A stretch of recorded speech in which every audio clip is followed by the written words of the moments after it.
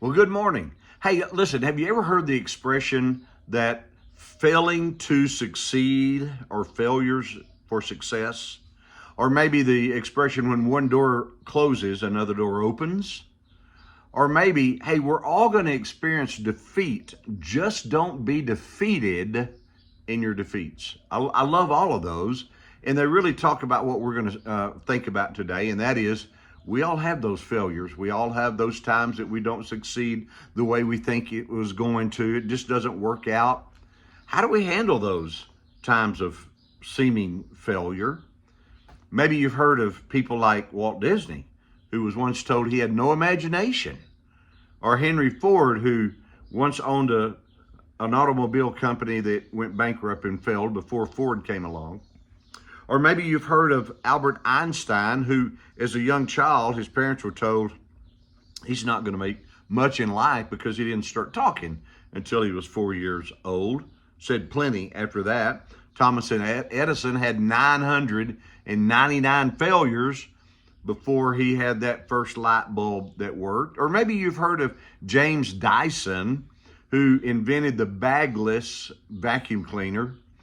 It took him 5,127 attempts before he got that first vacuum working. His wife had to go to work to support the family while he invented.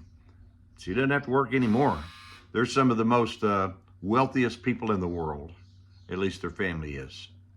Or maybe you've heard of this little product here, WD-40, the man that invented this. You know why it's called WD-40? Well, WD stands for water displacement. The 40 in it stands for, it took him 40 attempts to get it to do what he wanted it to do. I love these kinds of stories. I love stories where people just didn't quit. They just kept on plugging, keeping on.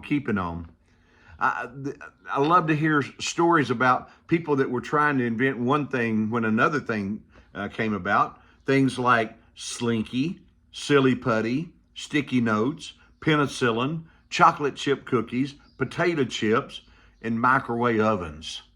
All those things were intended to be something else, but when this came out of the invention, they went, I think we'll just patent this. And then they kept trying, right? I love those stories.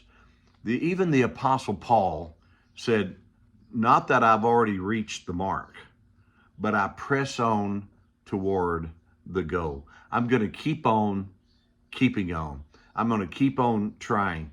Listen, if we just have the attitude that a failure isn't a failure, that I'm going to use it as a stepping stone to success.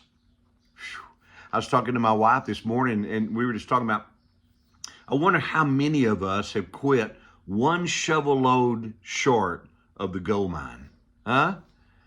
We tried 4 times and they all failed, and so we just quit doing that when maybe the 5th time would have been the haymaker.